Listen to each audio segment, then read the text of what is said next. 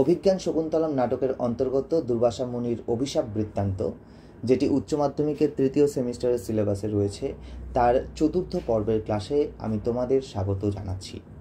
আমরা তৃতীয় পর্বের ক্লাসে জেনেছি যে দুর্বাসা মুনি শকুন্তলাকে অভিশাপ দিয়ে খুব দুর্বার গতিতে তিনি ফিরে যাচ্ছেন এবং প্রিয়ঙ্গদা তাকে নিবৃত্ত করার জন্য, তাকে ফিরিয়ে আনার জন্য প্রিয়ঙ্গদা চলে গেলেন এবং অনুসুয়া তার পা ধোয়ার জলের ব্যবস্থা করতে লাগলেন।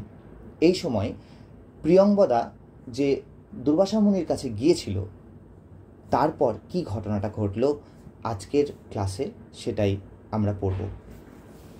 প্রিয়ঙ্গদা বলছে, সখী ফিরে এসেছে, এবার প্রবেশ করছে। প্রিয়ঙ্গদা প্রবেশ করছে মঞ্চে। প্রবেশ করে অনুসুয়াকে বলছে, প্রিয়ঙ্গদা বলছে, সখী প্রকৃতি বক্রহ স কস্য অনুনয়ং প্রতিগৃহ্ণাতি। যে প্রকৃতি বক্র, অর্থাৎ যে প্রকৃতই বক্র স্বভাবের, অর্থাৎ কেমন, যে তিনি যার স্বভাবই কুটিল, যিনি অত্যন্ত ক্রুদ্ধ। আগের ক্লাসেই বলেছিলাম যে সুলভ কোপা ঋষি হলেন ঋষি দুর্বাসা। তো তার চরিত্র হচ্ছে বক্র, অর্থাৎ তার স্বভাব হচ্ছে কুটিল। সা কাস্য অনুনয়ং প্রতিগৃহ্ণাতি। তিনি কার কথাই বা রাখেন, তিনি কার অনুরোধই বা রাখতে চান, অর্থাৎ তিনি তো কারোর অনুরোধ রাখতেই চান না। কিমপি পুনঃ, যদিও আমি আবার সানুক্রসহ কৃত, কিছুটা তাকে শান্ত করতে পেরেছি। অর্থাৎ প্রিয়ঙ্গদা কিন্তু দুর্বাসা মুনিকে কিছুটা শান্ত করতে পেরেছে। তাহলে এই অভিশাপ বৃত্তান্তে কিভাবে তিনি শান্ত করলেন, এটাই আমরা দেখব এবার। অনুসুয়া সম্বিতাম, অর্থাৎ একটু হেসে, মানে কি কিছুটা শান্ত করতে পেরেছে, এই আনন্দে একটু হেসে, তস্মিন বহু এতৎ অপি, তার জন্য এটাই অনেক। অর্থাৎ দুর্বাসা মুনিকে শান্ত করা একদমই সহজ কথা নয়। তুমি যে শান্ত করতে পেরেছ এটাই অনেক বড় কথা। কথয়, কেমনভাবে তুমি শান্ত করেছ? তখন বলছেন, প্রিয়ঙ্গদা বলছে, ইয়দা নিবর্ততুম না ইচ্ছতি, যখন একদমই ফিরতে রাজি হচ্ছেন না, তদা বিজ্ঞাপিত মায়া, তখন আমি তাকে জানালাম, তাকে বললাম। অর্থাৎ সেই ঋষি দুর্বাসাকে প্রিয়ঙ্গদা বলেছিল যে ভগবান প্রথম ইতি প্রেক্ষ্য, এটা প্রথম দোষ মনে করুন, এটা প্রথম মনে করুন। অবিজ্ঞাত তপঃ প্রভাবস্য, ও আপনার তপস্যার প্রভাব সম্পর্কে একদম জ্ঞাত নয়। কে? শকুন্তলা। তাহলে প্রিয়ঙ্গদা দুর্বাসা মুনিকে কি বলছে? যে ভগবান, এটা তার প্রথম ভুল, প্রথম ইতি প্রেক্ষ্য, এটা তার প্রথম ভুল। অবিজ্ঞাত তপঃ প্রভাবস্য, আপনার তপস্যার প্রভাব সম্পর্কে ও কিচ্ছু জানে না। দুষ্কৃতি জানাস্য, তাকে আপনার কন্যাই মনে করুন। ভগবতা এক অপরাধ মর্ষিতব্যতি, ওহে ভগবান, এটা তার একমাত্র অপরাধ, এটা জেনে তাকে ক্ষমা করে দিন। এই কথাটা প্রিয়ঙ্গদা বলেছিল দুর্বাসা মুনিকে, যে ঘটনাটা প্রিয়ঙ্গদা এখন অনুসুয়াকে বলছে। তো অনুসুয়া বলছে, তারপর কি হলো? প্রিয়ঙ্গদা বলছে, তত মে বচনাম অন্যথা ভবিতং নার্হতি। তারপর তিনি বললেন, মে বচনাম অন্যথা নার্হতি, আমার বচনের অন্যথা হবে না, আমার বচন কখনো মিথ্যে হয় না। কিন্তু অভিজ্ঞান আভরণ দর্শনেন শাপো নিবর্তিয়ত, কিন্তু অভিজ্ঞান আভরণ দর্শনের মাধ্যমে আমার এই শাপের নিবর্তন ঘটবে, অর্থাৎ আমার এই শাপ থেকে মুক্ত হওয়া যাবে, অর্থাৎ আমার এই অভিশাপের অন্ত হবে বা অবসান হবে। কথাটা ভালো করে খেয়াল করো। অভিজ্ঞান আভরণ দর্শনেন শাপ নিবর্তিয়ত, অভিজ্ঞান আভরণ দর্শনের দ্বারা, আভরণ মানে অলঙ্কার, আর অভিজ্ঞান কথার অর্থ হচ্ছে স্মারক চিহ্ন। এটাও কিন্তু পরীক্ষায় আসতে পারে, অভিজ্ঞান শব্দের অর্থ কী? স্মারক চিহ্ন। অভিজ্ঞান অর্থাৎ কোনো একটা স্মারক চিহ্ন, কেউ স্মৃতি হিসাবে কিছু দিয়ে গেছে, এরকম কোনো চিহ্ন, আভরণ, এরকম কোনো অলঙ্কার। দর্শনে না, অর্থাৎ যদি দেখাতে পারে, তাহলে শাপ নিবর্তিজ্যতা, অর্থাৎ তাহলে এই সাপের অন্ত হবে। ইতি মন্ত্রায়ণ, এই কথা বলে স্বয়ং অন্তর্হিত, নিজেই কি হয়ে গেলেন? অন্তর্হিত হয়ে গেলেন, অদৃশ্য হয়ে গেলেন। তখন অনুসূয়া বলছে সাক্কাম ইদানিম আশ্বাসয়তুম, এখন কিছুটা আশ্বস্ত হতে পারা যায়। কারণ কি আশ্বস্ত কেন হচ্ছে? নিশ্চয়ই তাহলে ও শকুন্তলার কাছে কোনো রকম স্মারক চিহ্ন আছে, তাই অনুসূয়া বলছে সাক্যাম ইদানিম আশ্বাসয়তুম, এখন কিছুটা আশ্বাসিত হওয়া যায়। অস্তি তেন রাজর্ষিনা, সেই রাজর্ষি দ্বারা সংপ্রস্থিতেন, যখন সেই রাজর্ষি এখান থেকে চলে গেলেন, এখানে রাজর্ষি বলতে আবার কাকে বোঝানো হচ্ছে? রাজা দুষ্যন্তকে বোঝানো হচ্ছে। সেই রাজা দুষ্যন্ত যখন চলে যাচ্ছিলেন, তখন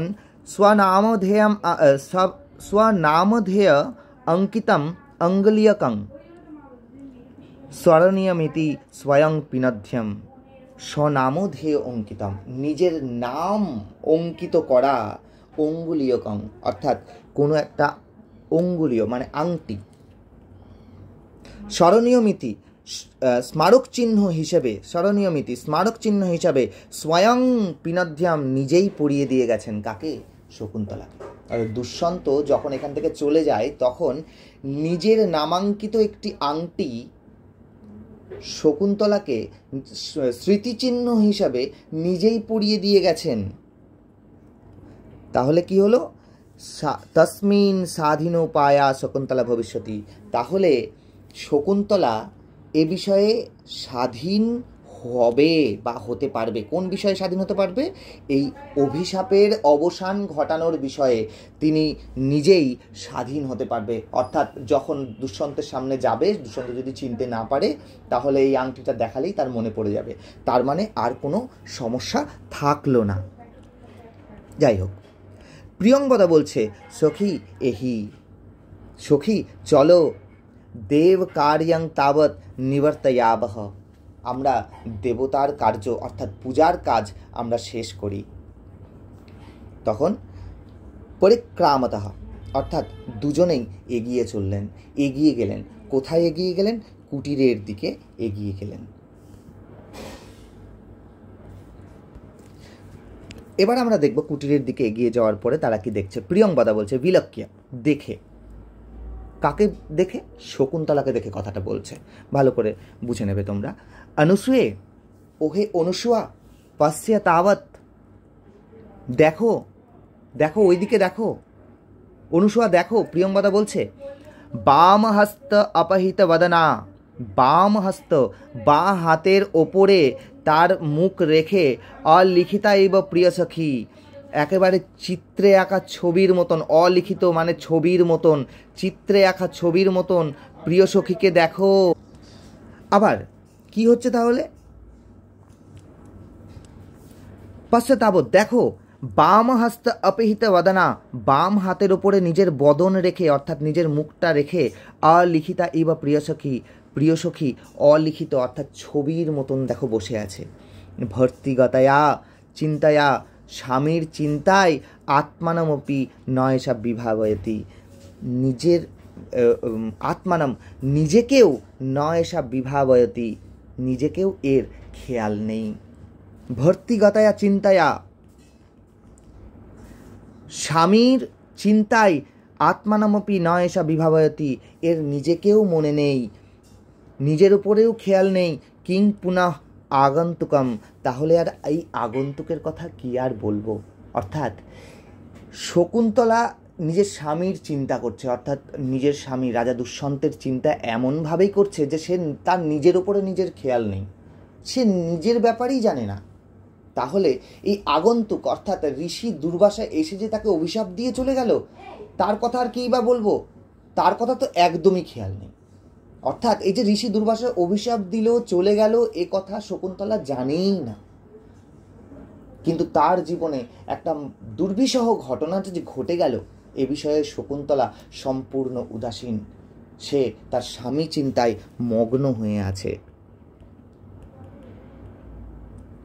অনুসূয়া বলছে প্রিয়ংবদে, ওহে প্রিয়ংবদা, দ্বয় এব ননু নৌ মুখে এস বৃত্তান্ত তিষ্ঠতু, আমাদের দুজনের মুখেই এই বৃত্তান্তটা থাকুক, যে আমরা আর কাউকে বলবো না।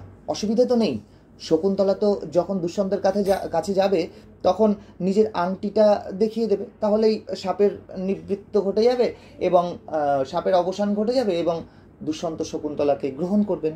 তাহলে তো সমস্যা নেই। তাহলে আমাদের দুজনের মুখেই এই কথাটি থাকুক, আমরা আর কাউকে বলবো না।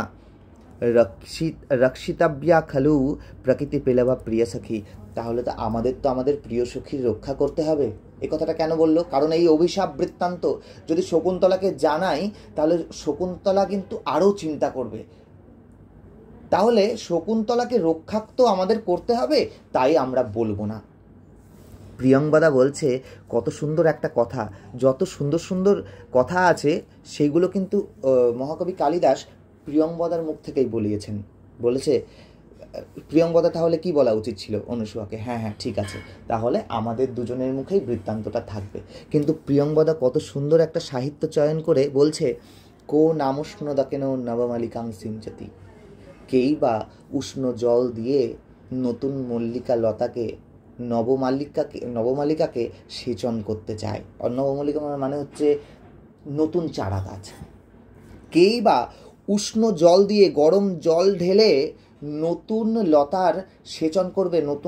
নতুন লতার সেচন করতে গেলে যদি আমরা উষ্ণ জল ঢালি, গরম জল যদি নতুন লতাতে ঢালি, নবমল্লিকাতে ঢালি, তাহলে কি হবে? সে মরে যাবে। তাহলে বলছে না কিন্তু যে দুর্বাসার এই অভিশাপের বৃত্তান্ত আমরা শকুন্তলাকে বলবো না।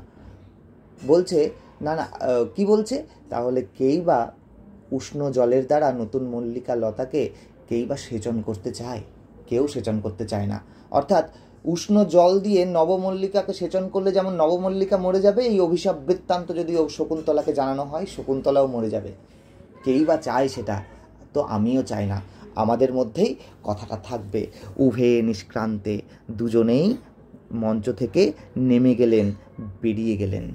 বিষকম্ভক, আগেই বলেছিলাম এটা বিষকম্ভক অংশে আছে, তাহলে এখানেই আমাদের বিষকম্ভক শেষ। আশা করি তোমরা এই সিরিজ থেকে দুর্বাসার অভিশাপ বৃত্তান্ত সম্পর্কে সব জেনেছ, এবং যদি তোমাদের মধ্যে কোনো রকম কোনো প্রশ্ন থাকে তাহলে অবশ্যই তোমরা কমেন্টে জানাবে। অনেক অনেক ধন্যবাদ।